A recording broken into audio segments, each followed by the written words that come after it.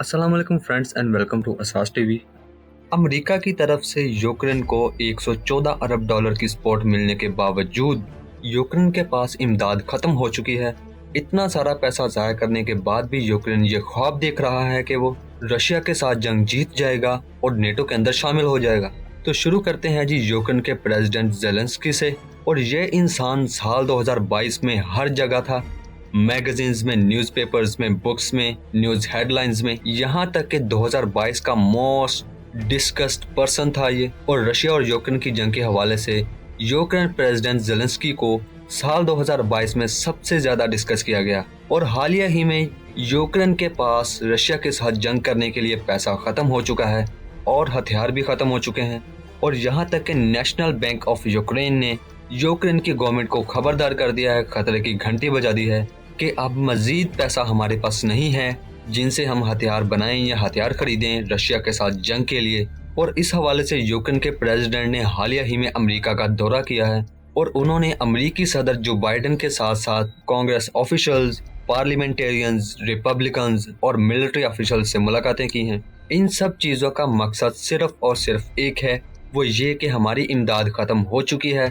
अब रशिया के साथ लड़ने के लिए हमारे पास मज़ीद पैसा नहीं है, तो लिहाजा हमारी इमदाद की जाए। और इसी असना में सदर जो बाइडेन ने कांग्रेस को ये अपील की है कि यूक्रेन के लिए 61 अरब डॉलर जारी किए जाएं। लेकिन कांग्रेस ने साफ साफ इनकार कर दिया है कि अब अमेरिका के टैक्स के पैसे से यूक्रेन को मज़ीद इमदाद नहीं दी जा सकती। अब सबसे पहले यूक्रेनी सदर पहुंचे अमेरिका के कैपिटल में और वहां पे सबसे पहले वो पार्लियामेंट्स में गए, पार्लियामेंटेरियंस से मुलाकातें की। इसके साथ साथ सीनियर डेमोक्रेट्स ऑफ रिपब्लिकन्स, उनके साथ भी मुलाकातें की, सेनेटर्स के साथ भी मुलाकातें की। आखिर इतनी ज़्यादा मुलाकातें करने का क्या मकसद था? हालांकि इनको तो चाहिए था कि सीधा सदर जो बाइडेन के पास जाते, वो इसलिए क्योंकि ज़्यादा से ज़्यादा बंदों को एतमाद में लेना ज़रूरी था इमदाद के लिए। क्योंकि अगर गवर्नमेंट के जितने ज़्यादा ऑफिशियल्स कांग्रेस के ऊपर प्रेशर डालते, उतना ही ज़्यादा चांसेस थे यूक्रेन को इमदाद मिलने के। लेकिन इतनी ज़्यादा मुलाकातें करने के बाद भी कांग्रेस ने ना जो बाइडेन की कोई बात सुनी और ना यूक्रेनी सदर की कोई बात सुनी और इमदाद देने से साफ साफ इनकार कर दिया।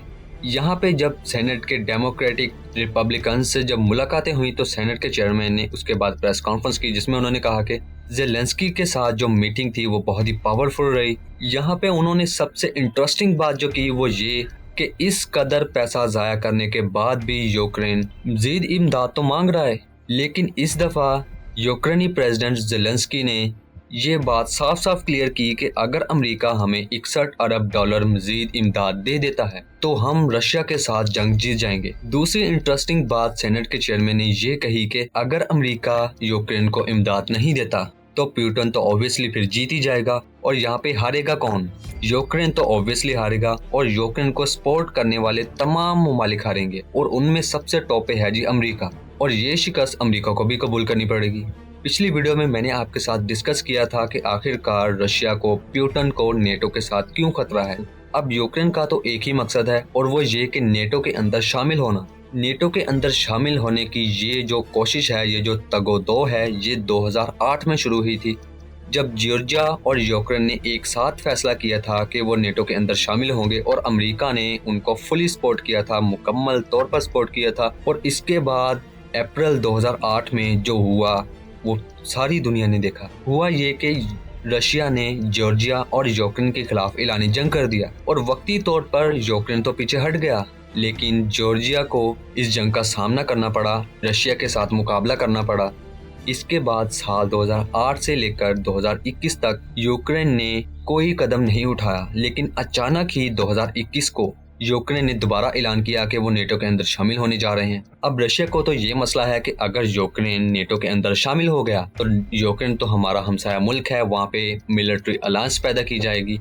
नेटो के जो ममालिक हैं वो यूक्रेन में आकर बैठ जाएंगे, वहाँ पे मिलिट्री अलायंस पैदा करेंगे। और रशिया ये बिल्कुल भी नहीं चाहता कि उसके हमसाये मुल्क में या उसके करीब तरीन किसी भी मुल्क में मिलिट्री अलायंस पैदा की जाए। और इसी असना में 2021 में यूक्रेन और रशिया की जो जंग हुई उसमें अमेरिका ने यूक्रेन को फुली सपोर्ट किया। एक अंदाजे के मुताबिक अब तक अमेरिका यूक्रेन को 114 अरब डॉलर की सपोर्ट कर चुका है। اور اس قدر اتنی ہیوی اتنی بھاری بھرکم رقم کی سپورٹ کرنے کے باوجود یوکرین کو کامیابی نہیں مل سکی۔ اور اب ریسنٹلی یوکرین کے پریزیڈنٹ امریکہ گئے، جو بائیڈن سے ملاقاتیں کی، ان کے گورنمنٹ آفیشل سے ملاقاتیں کی، پورا زور لگایا گیا کہ یوکرین کو امداد مل جائے، زیادہ سے زیادہ گورنمنٹ آفیشلز یوکرین کے حق میں بولیں اور کانگریس سے رقم کو منظور کروانے کے لیے پریشر ڈالیں۔ لیکن یہ ساری کوششوں کا جو نتیجہ نکلا وہ تھا جی زیرو۔ کانگریس نے صاف انکار کیا کہ امریکہ کے ٹیکس کے پیسے سے اب مزید یوکرین کو امداد فراہم نہیں کی جائے گی۔ اب امریکی سینٹ کے چیئرمین نے زیلنسکی کے ساتھ جب میٹنگ ہوئی گورنمنٹ آفیشلز کی، اس کے بعد جب انہوں نے پریس کانفرنس کی، انہوں نے یہ صاف کہا کہ یہ میٹنگ بہت ہی پاورفل تھی اور یوکرین کے پریزیڈنٹ زیلنسکی نے انہیں یقین دہانی کرائی ہے کہ اگر اس دفعہ امریکہ ان کی ہیلپ کرتا ہے تو وہ اوبویسلی رشیا کے ساتھ جنگ جیت جائیں گے۔ یہاں پہ انہوں نے انٹرسٹنگ بات یہ کی کہ اگر یوکرین کو امداد فراہم کر دی جاتی ہے تو ہو سکتا ہے کہ یوکرین کامیاب ہو جائے رشیا کے ساتھ جنگ لڑنے میں اور جنگ جیتنے میں، اور اگر یوکرین ہارتا ہے تو یہ صرف یوکرین کی ہار نہیں ہوگی بلکہ یہ امریکہ کی بھی ہار ہوگی اور پورے نیٹو کی بھی ہار ہوگی۔ نیٹو کے اندر جتنے ممالک شامل ہیں سبھی کی ہار ہوگی اور رشیا کا جیتنا امریکہ کے لیے بہت ہی خطرناک ثابت ہوگا۔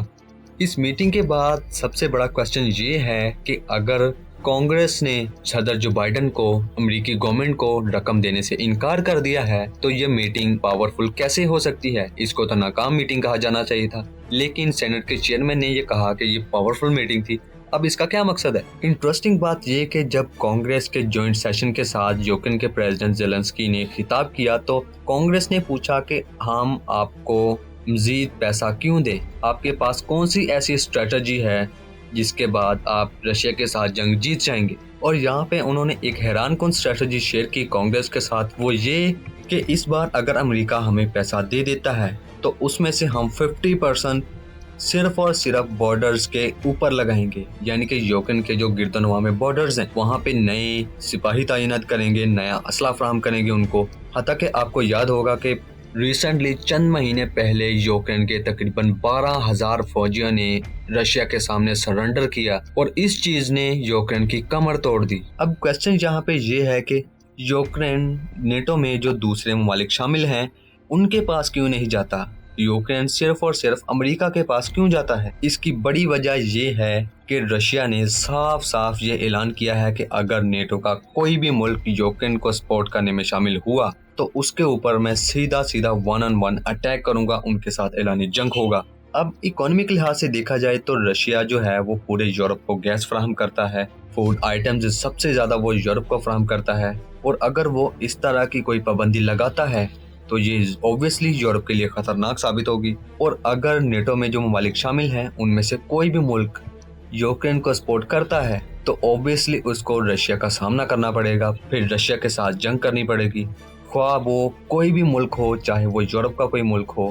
اب سب سے آخر میں انٹرسٹنگ بات میں آپ کو بتاؤں کہ حالیہ ہی میں ہم سب نے دیکھا، پوری دنیا نے دیکھا کہ اسرائیل نے کس طرح غزہ کے اوپر اٹیک کیے، کس طرح بے گناہ مسلمانوں کو شہید کیا، اور اسرائیل کی سپورٹ میں امریکہ نے بحری بیڑے بھیجے، برطانیہ نے بھیجے، UAE نے بھیجے، لیکن یوکرین کو کسی نے اس طرح کی کوئی بھی امداد کیوں نہیں بھیجی؟